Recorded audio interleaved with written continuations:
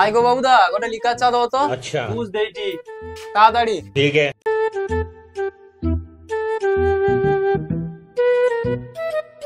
আরে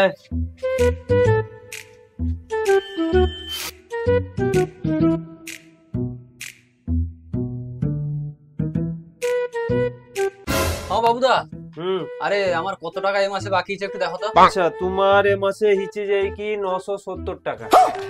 আমি কইলি বাবুদা, একটু কম সম লিনা হবে নি? কেনি?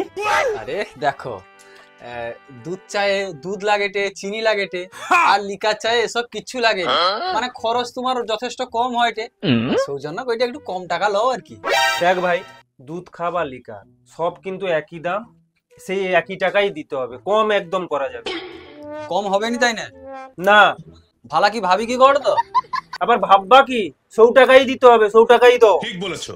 তাইলে তুমি এক কাজ করো, আমি তো লিকার চা খাই, দুধ চা খাইনি, দুধ চা খাই না, তোমাকে দুধ আর চিনি দিতেই তাই, সেই হিসাবে সারা মাসে আমার দুধ আর চিনি যে পরিমাণ বাঁচে সৌটা আমাকে দিও।